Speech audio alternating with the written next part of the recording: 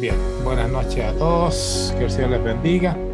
Vamos a estar tratando un tema no menor que está aquí en Primera de Juan, capítulo 5. Es un texto y ahí va a estar ayudándonos nuestro hermano Saúl también en esta conversación. Es un texto que ha traído más de alguna dificultad entre algunos hermanos, producto de tomar el texto fuera de su contexto, digamos, de lo que está hablando Juan, ¿ya? El texto que me refiero está en el capítulo 5, versículo 16, que dice: y si alguien ve a su hermano cometiendo un pecado que no lleva a la muerte, pedirá y por él Dios dará vida a los que y por él Dios dará vida a los que cometen pecado que no lleva a la muerte. Hay un pecado que lleva a la muerte. Yo no digo que se deba pedir por ese. Toda injusticia es pecado, pero hay pecado que no lleva a la muerte. Entonces, vamos a tratar de lo que dice al medio del versículo, que es en el versículo 16, donde dice que hay un pecado que lleva a la muerte. Entonces, vamos a ver qué pecado es el que lleva a la muerte versus el que no lleva a la muerte, que también lo está diciendo el mismo versículo. Bueno, y para esto entonces vamos a tener un poquito de contexto para entender un poquito la carta y desde ahí enfrentar este versículo. No olvidemos que el que está escribiendo es el apóstol Juan, es el último de los apóstoles. Esta carta se data de aproximadamente el año 90-95. Los hermanos están teniendo un problema gigantesco en la iglesia, producto de una filosofía llamada de los gnósticos, digamos, una filosofía que está ingresando a la iglesia del Señor, está tomando a algunos desprevenidos, algunos están aferrándose a esta doctrina y están entonces transformando la sana doctrina y algunos cayendo de la gracia.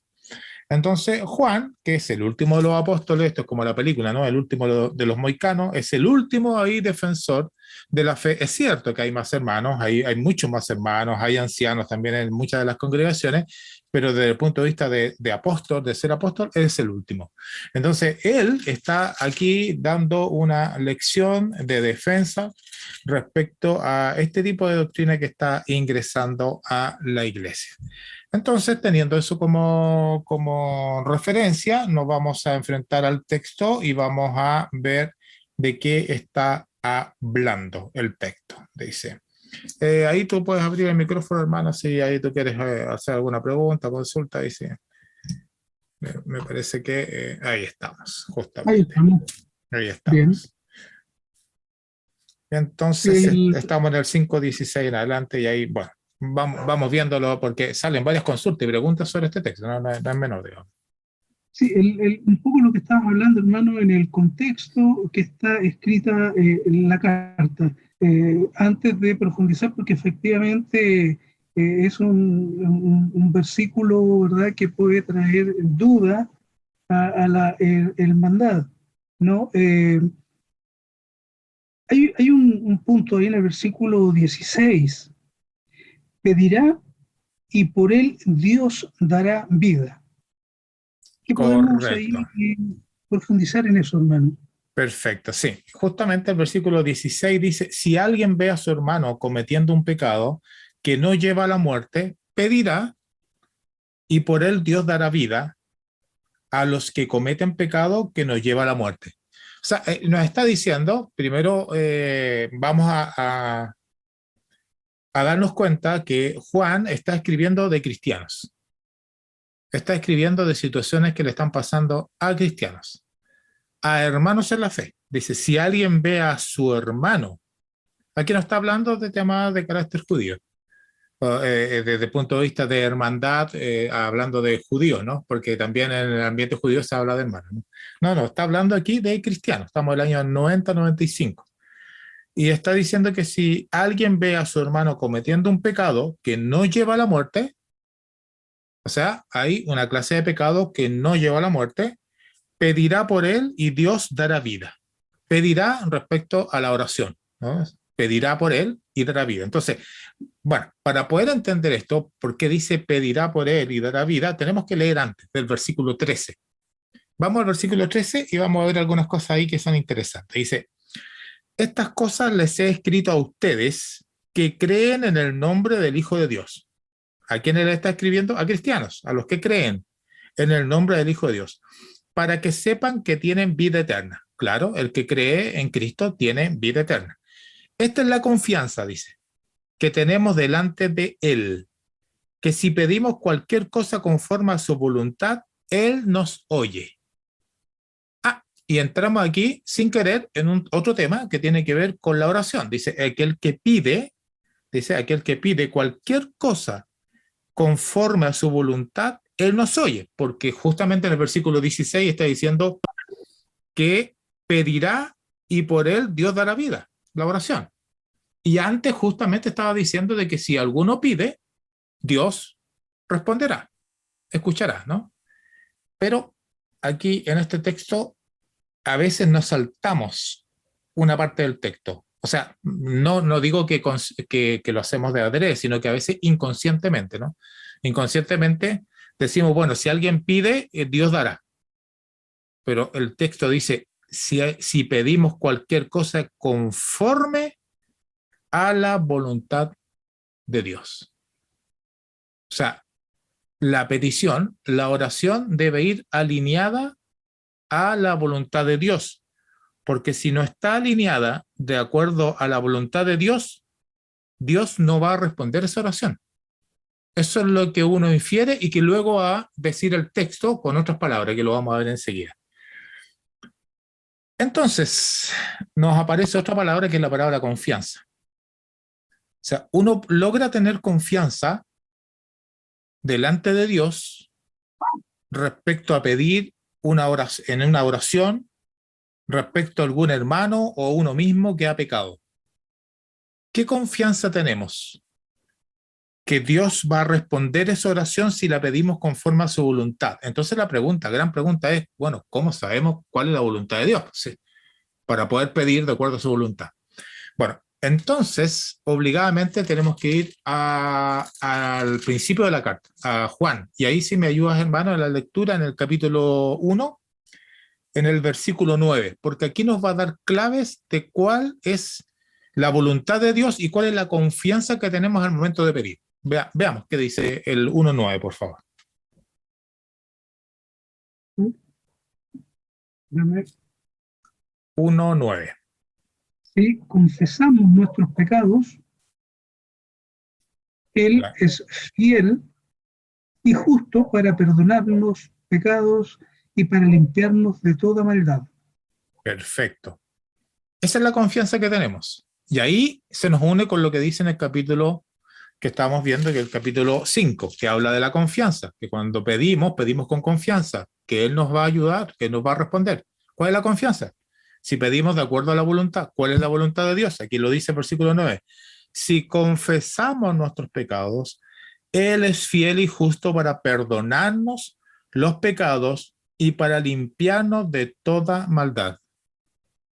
Aquí también hay un punto, hermano, no sé si te diste cuenta, pero un punto que también pasamos de largo. Porque Juan dice, si confesamos nuestros pecados. No dice, Juan, si ustedes confiesan sus pecados, serán perdonados. Juan se incluye. ¿Te diste cuenta de ese detalle?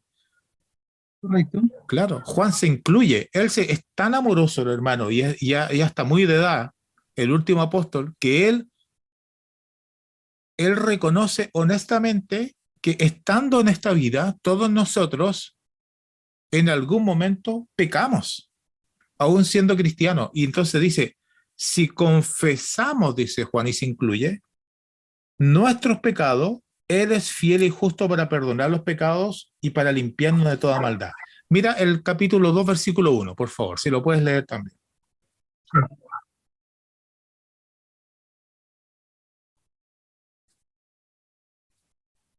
Hijitos míos, os escribo estas cosas para que no pequéis. Y si alguno peca, abogado tenemos para con el Padre a Jesucristo el justo.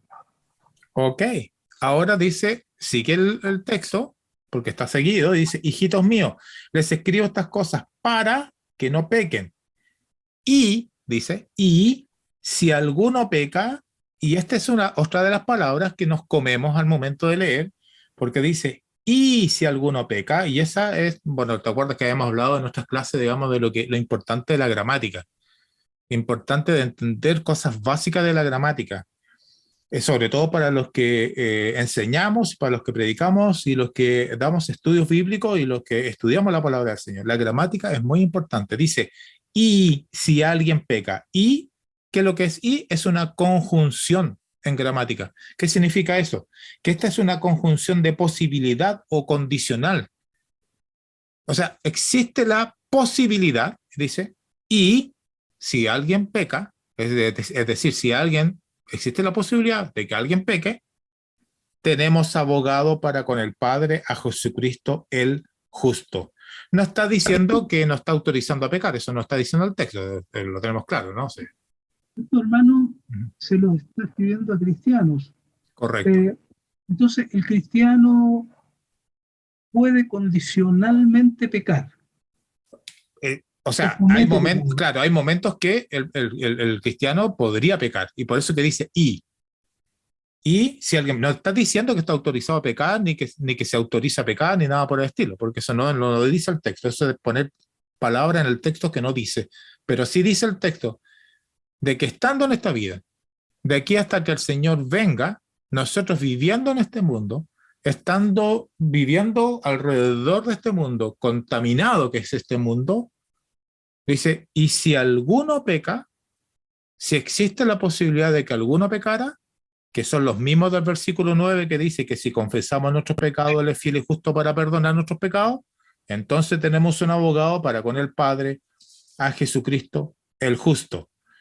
Entonces, volviendo al tema que estábamos viendo del capítulo 5, que dice que esta es la confianza que tenemos delante de Él, que si pedimos cualquier cosa conforme a su voluntad, Él nos oye.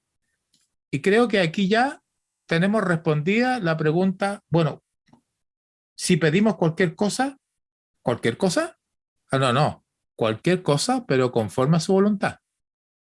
¿Cuál es la voluntad de Dios? La que acabamos de ver del capítulo 1, versículo 9 y del todo 1, o sea, que las personas deben arrepentirse, y en este caso cristianos que han pecado deben arrepentirse. Si el cristiano que ha pecado se arrepiente, entonces pedimos en oración, pedimos a Dios, y Dios escucha esa oración si está de acuerdo a su voluntad. Porque si es de acuerdo a la voluntad, se ha arrepentido, ¿no? Está claro, ¿no? Y dice que Él nos oye. ¿A quién oye Dios? Al que pide cualquier cosa, pero conforme a su voluntad. No es cualquier cosa, porque ahí viene el otro enredo, dice cualquier cosa, yo puedo pedir cualquier cosa, puedo pedir un auto, una casa, una piscina, qué sé yo, un buen trabajo. No está hablando de eso. El texto está hablando de pedir cualquier cosa conforme a la voluntad de Dios. Y la voluntad de Dios ya la acabamos de ver, que el que peca se tiene que arrepentir. Por eso entonces que se escuchaba la oración. Y, y, y no sé si me puedes leer el capítulo 5, versículo 15, lo que sigue después, mira, después de esto de la confianza. Sí, y sí sabemos que Él nos oye en cualquier cosa que pidamos. Sabemos que tenemos las peticiones que le hemos hecho. Claro. ¿Por qué Dios responde a esa oración? Porque es de acuerdo a su voluntad, porque la persona se ha arrepentido y porque esa es la voluntad de Dios. ¿Cuál es la voluntad de Dios? Que todos los hombres nos arrepintamos. Antes de ser cristiano, todos tienen que arrepentirse, y si uno es cristiano y cae, tiene que arrepentirse. Siempre esa es la voluntad de Dios. Dios ese es el, eh, ¿cómo se llama? ¿Cómo se sine qua? ¿Cuánto era la palabra esa? Sí, perdón. Ese sine qua non. O sea, no hay otra posibilidad. Sí o sí. Es sí o sí. El hombre tiene que arrepentirse. Claro, nadie llegará al cielo sin arrepentirse. Entonces, tiene que arrepentirse. Y ese es el de acuerdo a la voluntad. Y es así, entonces dice que Dios la oye. De hecho, si vamos al capítulo 3, versículo 22, hermano, por favor, si me puedes ayudar con la lectura del capítulo 3, versículo 22 de la misma carta, primera de Juan, capítulo 3, 22. 3:22. 22, por favor. todo lo que pidamos lo recibimos de Él, porque guardamos sus mandamientos y hacemos las cosas que son agradables delante de Él. Más claro, echarle agua, ¿no? Lo está diciendo. O sea, dice que todo lo que pidamos lo vamos a recibir de Él. Existe una razón, dice. Porque guardamos sus mandamientos y hacemos las cosas que son agradables delante de Él. O sea, si guardamos los mandamientos, entonces andamos de acuerdo a la voluntad de Dios. ¿Cuál es la voluntad de Dios? Que nos arrepintamos si pecamos. Vamos a ir a varios textos. Mira, vamos ahora nuevamente al capítulo 2, al que estábamos leyendo el versículo 1, pero ahora leamos el versículo 6. Mira, capítulo 2, versículo 6. Y el que dice que permanece en Él debe andar como Él anduvo. Claro. Cuando dice el que dice que permanece en Él, está hablando de la obediencia, de obedecer. Dice, debe andar. ¿Qué significa andar? De vivir de la manera en que vivió Cristo. Debemos andar de esa forma. Esa es la forma. Debemos permanecer en Él. Y entonces esto nos obliga a ir al Evangelio de Juan. Si vamos al Evangelio de Juan, y ahí, bueno, ahora entramos en varias conversaciones del tema, ¿no? El Evangelio de Juan, capítulo 15, versículo 7. Si por favor lo tienes ahí, lo puedes leer. Juan, capítulo 15, versículo 7. El mismo escritor, pero más joven. No, un poquito. El Evangelio, 15, versículo 7. 7. Si permanecéis en mí y mis palabras permanecen en vosotros, pedid lo que queráis y os será hecho. La misma promesa, pero mira cómo la está diciendo ahora. Si permanecen en mí, y permanecer en Él es obedecer la palabra de Dios, mis palabras permanecen en ustedes, pidan lo que quieran y les será hecho. Lo mismo que está diciendo al otro lado. Mira, ahora es el 14:14, aquí mismo en Juan, antes, en el versículo 14 del capítulo 14. Si me pedís algo en mi nombre, yo lo haré. Yo lo haré. En mi nombre. ¿Y qué significa pedir algo en el nombre de Cristo? Juan lo explica en su carta, la primera. Pedirlo bajo la voluntad de Dios. Si pedís algo en mi nombre, es bajo la voluntad de Dios. No es que uno diga, ahora aprovechando la Navidad, ¿no? Que uno como niño podría decir, quiero un robot y lo pido en el nombre de Cristo. Ah, porque lo pedí en el nombre de Cristo, entonces me va a llegar ese regalo. No está diciendo eso el texto. Está diciendo que si uno pide en el nombre, es bajo la voluntad de Dios, Él lo hará. Debemos permanecer en su palabra. Si permanecemos en Él, entonces Dios responde la oración. Ahora volvemos otra vez a Primera de Juan y creo que podemos entender cuando dice, esta es la confianza que tenemos delante de Él. ¿Cuál es la confianza?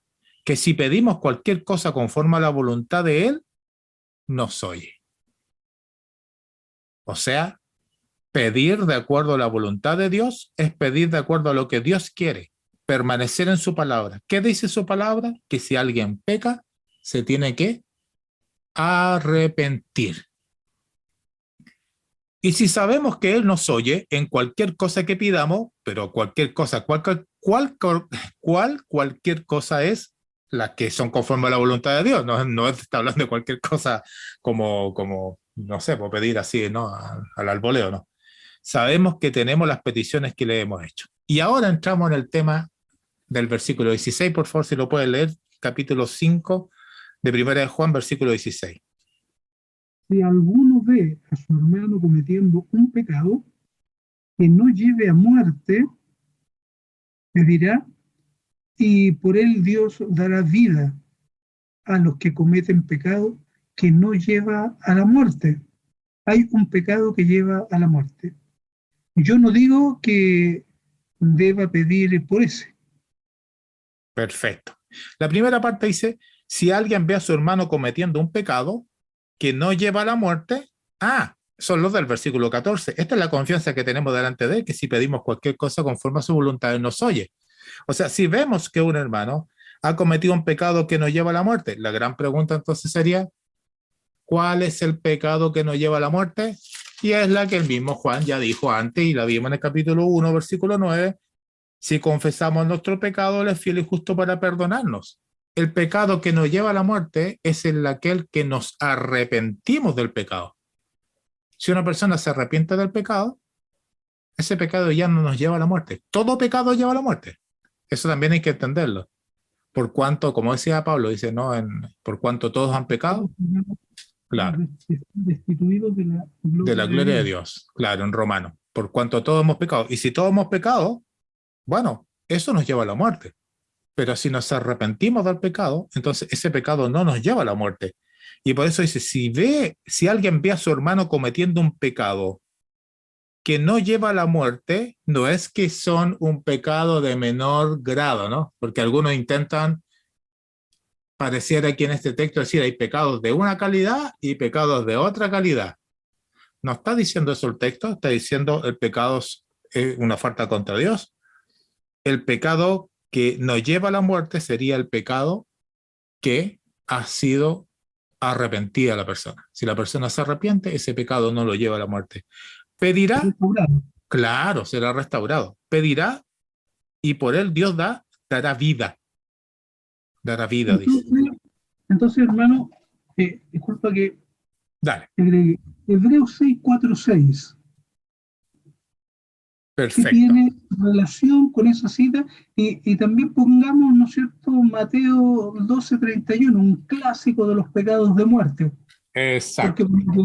porque lo que estamos entendiendo no se refiere a un pecado de muerte como lo que, ¿verdad? Te digo que podamos citar ahí a los hermanos. Exacto. Bueno, justamente estos son los dos textos, son tres textos que hay en el Nuevo Testamento que nos hablarían respecto a pecados, ¿no? Que a pecados como que tienen perdón y otros que no tienen perdón y como pecado que nos lleva a la muerte. Entonces, a veces se intenta relacionar estos tres, pero hay que entenderlo. Primero, el que acabamos de ver está en Primera de Juan. Juan está escribiendo el año 90-95. Y aquí vamos a retroceder ahora a Hebreo, al capítulo, vamos a ir al capítulo 6, versículo 4 al 6, donde dice, porque en el caso de los que fueron una vez iluminados, o alumbrados, dice otra versión, alumbrados, que probaron del don celestial y fueron hechos partícipes del Espíritu Santo, que gustaron la buena palabra de Dios y los poderes del siglo venidero, pero después cayeron, es imposible renovarlos otra vez para arrepentimiento, puesto que de nuevo crucifican para sí mismos al Hijo de Dios y lo exponen a la ignominia pública. Bueno, este es casi lo mismo, pero no es lo mismo de lo que acaba de decir Juan. Juan está hablando en un ambiente gnóstico, está hablando en un ambiente, digamos, que los gnósticos están atacando a la iglesia, está hablando de hermanos que están cayendo, que están pecando, entonces necesitan arrepentirse y volverse al Señor. Todo aquel que se arrepiente, entonces es recibido por Dios. Ok, bien.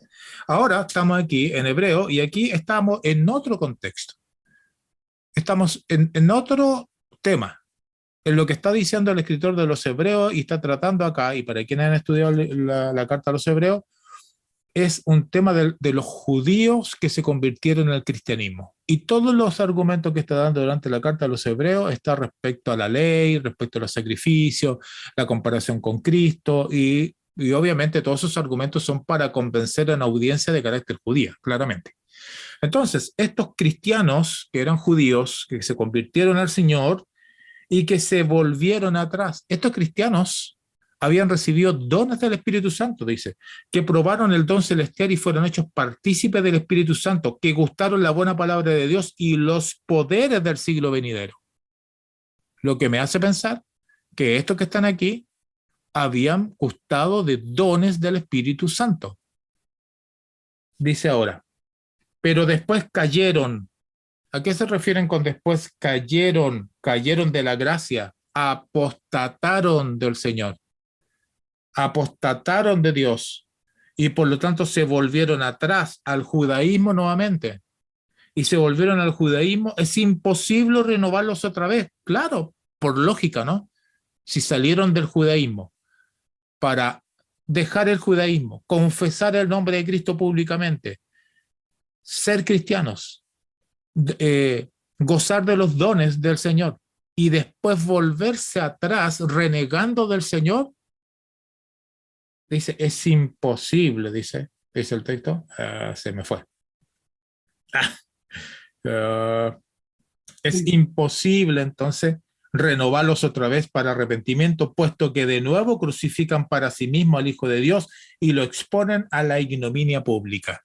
Claro, se volvieron al judaísmo, se volvieron a lo que habían dicho, yo no voy a seguir más esto, y ahora están diciendo, no, no, me equivoqué, Jesucristo no es el Hijo de Dios, estoy totalmente, estamos equivocados, y en realidad la ley de Moisés hay que seguirla otra vez, y seguir con los sacrificios, y seguir con todo lo que está tratando la carta. Entonces, por eso es que él lo llama eh, caerse de la gracia y que han apostatado, o sea, realmente se han vuelto atrás. Entonces, claro, es prácticamente imposible que se vuelvan, ¿no? Entonces, por eso decimos que es parecido, pero no igual. Pero no igual a lo de primero Juan. Y el otro me preguntaste por el de... Mateo. Al de Mateo, claro. El de Mateo, sí, por supuesto. El de Mateo también es un clásico que a veces se enreda con todo esto, pero tuvimos una clase, ¿te acuerdas? Hace un tiempo atrás vimos lo de Mateo con todos los detalles para los hermanos y que nos siguen también en las redes. Si quieran ver eso, está grabado en uno de los videos y vimos completo ese tema. Claro, porque aquí en Mateo hay un problema que dice, yo os digo que todo pecado, Mateo 12:31, pero eso les digo, que todo pecado y blasfemia será perdonado a los hombres, pero la blasfemia contra el Espíritu Santo no les será perdonada. Aquí está hablando el Señor Jesús, lo vamos a hacer muy cortita porque eso ya lo explicamos en un estudio que duró más de 45 minutos, ¿no? Pero en el fondo lo que está diciendo el Señor, que hay un pecado que no es perdonado. ¿Cuál? La blasfemia contra el Espíritu Santo. ¿Qué? Estos hombres que estaban aquí estaban diciendo que el Espíritu Santo estaba actuando por Belcebú, por mano de Satanás. Y el Señor le dice, ese no va a ser perdonado. ¿Por qué? Porque era el momento donde Dios estaba manifestándose, estaba entregando a su hijo, estaba mostrando a su hijo, etcétera, etcétera, y ellos estaban aduciendo que todo esto era obra de Satanás. Entonces, ese no tiene perdón. ¿A quiénes? A este grupo de personas que justamente atribuyeron al Espíritu Santo la acción de Satanás. No está hablando de nosotros, no está hablando de un grupo de hoy día, no está hablando de este tipo de gente que vieron con sus propios ojos, que oyeron, que vieron lo que había pasado y ellos dijeron, esto es de Satanás. Eso lo explicamos. Entonces, este tema de aquí de Mateo no tiene nada que ver con lo otro. Se parece, pero no tiene nada que ver con lo otro, ¿cierto? Entonces, esos son los tres textos que hay en el Nuevo Testamento respecto a temas de pecado y de perdón. Eh, Podemos volver entonces ahora a Juan. Yo creo que ya vamos entendiendo un poco lo que Juan está diciendo. Vamos a primera de Juan, se me perdió, pero aquí la tengo, capítulo 5. Entonces dice, versículo 16, si alguien ve a su hermano cometiendo un pecado que no lleva a la muerte, pedirá y por él Dios dará vida. Y a los que cometen pecado que no lleve a la muerte, que no lleva a la muerte. Dice. Dios dará vida a los que cometen pecado que no lleva a la muerte. ¿Cuáles son los que no llevan a la muerte? Los que se arrepienten. Los que se arrepienten, Dios entonces dará vida. Pero de luego dice, hay un pecado que lleva a la muerte. Contrario al otro, hay un pecado que lleva a la muerte. Yo no digo que se deba pedir por eso, o sea, no orar. Dice. No, yo no lo voy, no tiene sentido orar por eso. Ahora, la pregunta es, ¿cuál es el pecado que lleva a la muerte? La blasfemia del Espíritu Santo no tiene nada que ver aquí ese texto de Mateo.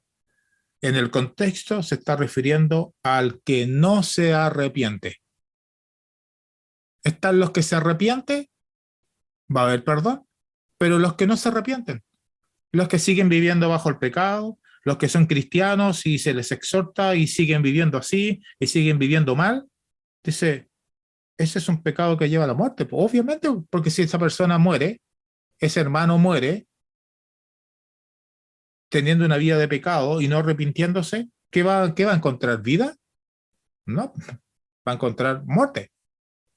El gentil, el hombre que no conoce a Dios y que muere, va a morir en sus pecados y va a encontrar muerte. El cristiano que vive en pecado y que no se arrepiente va a encontrar muerte, lo mismo. Entonces, hay un pecado que lleva a la muerte. ¿Cuál? De lo que ya había dicho antes en el contexto Juan, los que no se arrepienten. Los que se arrepienten van a tener vida, los que no se arrepienten tendrán muerte. Yo no digo que se deba pedir por ese. Y aquí entramos en el tema de la oración, ¿no? De pedir. En Hebreos, ¿no? gustaría, hermano, ¿qué opinas de complementando, eh, complementando lo que hemos visto, Hebreos 10:6, Sí, 10:26, dice, correcto. porque si continuamos pecando deliberadamente, después de haber recibido el conocimiento de la verdad, ya no queda sacrificio alguno por los pecados. Correcto. Eh, eh, Categórico, ¿no? Como para unir a esa idea de que el pecado que están mencionando es el que persevera en el pecado, el que Claro. no tiene este proceso, ¿verdad?, de recibir el perdón. Exacto. Porque peca deliberadamente después de haber recibido el conocimiento de la verdad, ya no queda sacrificio alguno por los pecados, sino ciertamente horrenda expectación de juicio y furia de un fuego que se ha de consumir a los adversarios. ¿No? Claro, deliberadamente se volvieron atrás. ¿Quiénes? Se volvieron atrás al judaísmo, se volvieron a seguir practicando otra vez la ley de Moisés. Aquel que se deliberadamente, que sigue pecando, aún advirtiendo, aún exhortando, aún hermanos hablando con ellos, si siguen en esa vida, ¿qué viene? Horrenda cosa. Claro, exacto, ya no queda más que hacer, no queda más sacrificio, ¿no? Exacto, no queda más sacrificio. ¿Qué se va a poder hacer? Digamos, no quiere arrepentirse. Y creo que aquí entramos, ¿no? Conversábamos con el hermano hoy día a la tarde sobre este tema. Aquí entra, digamos, lo que tú mencionaste, ¿no? En la tarde, el tema de la disciplina. Claro, claro. El primera de Corintios 5:5, como dice, ¿no es cierto?, nuestro querido hermano, se me viene a la mente precisamente en eso, ¿no? En ese lapso, en ese tránsito, ¿no es cierto?, que mientras tenga vida la persona, si no se arrepiente, es pecado de muerte. El pecado lo va a llevar a la Es muerte, no queda pecado. otra. Sí. Y me recordaba, ¿te acuerdas tú en 1 Corintios 5:5, cuando el apóstol Pablo dice entregar a ese tal a Satanás para la destrucción de su carne, Correcto. con una finalidad, ¿no? A fin de que su espíritu sea salvo el día del Señor Jesús. Eh, Sucede eso, y también se me viene otro versículo a la mente. ¿Contenderá Dios con el hombre para siempre? Claro. Y aquí este proceso no está en el hombre, en la persona, en el pecador, en el hermano que está, en el cristiano, ¿no? ¿A quién se refiere? Que está en pecado. La decisión, ¿no?, de poder reconocer que está en falta, reconocer el pecado, arrepentirse, ¿verdad? Y hacer un cambio de vida, de conducta.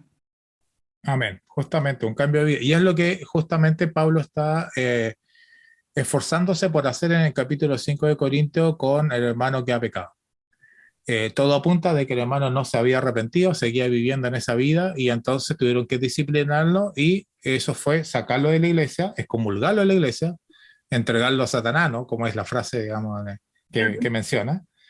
Y gracias a Dios tenemos la segunda carta que vemos que nos muestra que se ha arrepentido el hombre, que ha vuelto y recibir, le dice, abrazarle, recibirle, bueno, volvió, listo, se acabó el problema. Pero si se mantenía así, lo llevaba a la muerte eso, no lo llevaba a la vida. Entonces, increíblemente vamos uniendo que estos temas están unidos con el trabajo de la iglesia, está unido con el trabajo de los varones, está unido con el trabajo de la disciplina y con varias cosas más. Y la disciplina se aplica ¿a quién? Al que no se arrepiente, no se aplica al que se arrepiente. O sea, eso no tiene nada que ver, digamos, no. Eso es malentender. Creo que un día vamos a tener que hacer un tema sobre la disciplina específico, porque creo que hay muchos malos entendidos respecto a la disciplina bíblica, porque la disciplina humana, bueno, le podemos poner todo lo que queramos, pero la disciplina bíblica. Eh, ¿Cómo estamos con la hora? Bueno, yo creo que estamos bien ya con esto para no dar más larga del tema. Creo que hemos entendido entonces de que aquel que comete pecado que no lleva a la muerte es aquel que se arrepiente de su pecado, y aquel pecado que lleva a la muerte es aquel que no se arrepiente de su pecado. Y que Juan dice, bueno, por el primero sí pidamos, dice, pidamos porque si está de acuerdo a la voluntad de Dios. ¿Y cuál es la voluntad de Dios? Que se arrepientan. bueno, Dios va a responder la oración y va a ser restaurado y bienvenido. Pero el segundo, el que ha pecado y que le lleva a la muerte, dice, no, yo digo que no debíamos pedir por él. Claro, ¿por qué? Porque en la buena intención de los hermanos, la buena intención de orar por aquel que está en pecado, la pregunta es, ¿eso está de acuerdo a la voluntad de Dios? ¿Cuál es la voluntad de Dios? Que se arrepienta. Y Dios no va en contra de su voluntad. Entonces Dios no va a responder una oración que estemos pidiendo por alguien que no se está arrepintiendo, que no quiere arrepentirse. Dios no va a dar un perdonazo. Dios no va a ir en contra de su palabra. Dios va a responder la oración de acuerdo a su voluntad.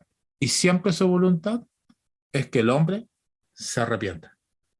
Entonces, si no se arrepiente, no tiene. Y llegamos al versículo 17. Toda injusticia es pecado, pero hay pecado que no lleva a la muerte. Ahí viene una pregunta, ¿no? Porque dice, Sí, ¿qué es esto? que Toda injusticia. toda injusticia es pecado, ¿no? Claro. Una Bueno, pregunta esa, ¿no? exacto. Si vamos al capítulo 2, al versículo 16, nos va a responder esto de qué está, por qué dice toda injusticia es pecado. Capítulo 2, versículo 16 de Primera de Juan. Si lo puedes leer, hermano, por favor. ¿Sí? Porque todo, eh, porque todo lo que hay en el mundo, la pasión de la carne, la pasión de los ojos y la arrogancia de la vida, no proviene del Padre, sino del mundo. Del mundo, justamente. Entonces, cuando dice acá, toda injusticia es pecado, esa es la injusticia. Pues. ¿Cuál es la injusticia? Andar en esto. Andar en la carne, en la pasión de los ojos, en la arrogancia de la vida. Eso no proviene del mundo. Perdón, no proviene de Dios, eso proviene del mundo. Eso es andar en injusticia. Entonces, dice, toda injusticia es pecado. Claro, sí, lo acabamos de ver. Toda injusticia es pecado. De hecho, el capítulo 3, versículo 4, por favor, si lo puedes leer, 3, 4 de la misma carta, nos va a dar ahora otra mirada de lo mismo, de lo que estamos diciendo, esto de la injusticia, el pecado, ¿no? Todo el que practica el pecado practica también la infracción de la ley, pues el pecado es infracción de la ley. Practicar, lo que tú también mencionaste antes en hebreo, ¿no? Practicar. O sea, la práctica, si está ahí y no se arrepiente y sigue practicando el pecado, bueno, eso es una infracción a la ley. Eso es parte de lo que dice acá, pasión de la carne, pasión de los ojos, arrogancia de la vida. Entonces, toda injusticia es pecado, correcto, toda injusticia es pecado, lo había dicho él ya antes. Pero hay pecado que nos lleva a la muerte. ¿Cuál? El que uno se arrepiente. Uno puede a ojalá haber caído con alguno de estos que están acá, pero si nos arrepentimos, no nos lleva a la muerte. Ahí está. ¿Qué te parece? Bueno, interesante. Muy interesante. Eh, ¿Se debe orar por todo cristiano pecador? ¿Debe estar presente en la oración? ¿O leemos ahí que el que persevera en el pecado, ese es pecado que no tiene sentido la oración? Claro, yo lo que yo veo acá es que la primera oración que se ora por aquel que se ha arrepentido por el pecado que no lleva a la muerte, está bajo la confianza, porque dice el verso 14, esta es la confianza que tenemos delante de él, que si pedimos cualquier cosa conforme a su voluntad nos oye. O sea, tenemos confianza, porque estamos alineados de acuerdo a la voluntad de Dios. ¿Cuál es la voluntad de Dios? Que se arrepienta la persona. Así que cuando oramos en esa línea, hay confianza de que Dios va a responder. Lo que implica entonces ahora con estos otros que lleva a la muerte, el pecado que lleva a la muerte, que dice, yo no digo que se deba pedir por ese, lo que uno implica acá es que no hay confianza de que Dios responda a eso. ¿Y por qué? Porque Dios no va a ir en contra de su voluntad. Dios no va a ir en contra de su voluntad. Y la voluntad es que la persona se arrepienta. Entonces nosotros pedir por alguien cuando esa persona no tiene en su corazón el arrepentimiento para volverse, dice el texto que Juan dice, yo me abstengo de orar por eso, porque no hay confianza de que eso sea, en la otra hay plena confianza que Dios va a responder, dice.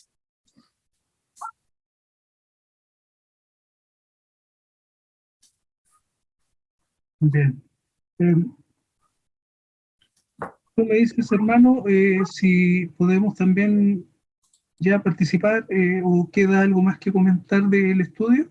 Bueno, O, ahí, no, ahí terminamos. Yo creo que ahí ya está suficiente. Ya nos ayuda para poder leer la carta completa, ¿no? Porque yo creo que si cuando uno lee la carta completa, la repasa, entonces puede tener el bosque completo, ¿no? No dedicarnos solamente a un árbol, que sería este el árbol, sin tener la visión del bosque. Hay que tirarse un poquito más atrás, mirar toda la carta, y a veces no solamente la primera, sino que ver la segunda, ver la tercera, que él escribió, que están dentro del mismo contexto, al mismo tiempo, y entender qué es lo que está escribiendo. Porque si no, miramos solamente un arbolito y eso nos puede eh, llevar a conclusiones erróneas y que nos pueden lastimar a nosotros o lastimar a otros, digamos, porque podemos empezar a creer cosas que no está diciendo Juan, digamos, no está diciendo.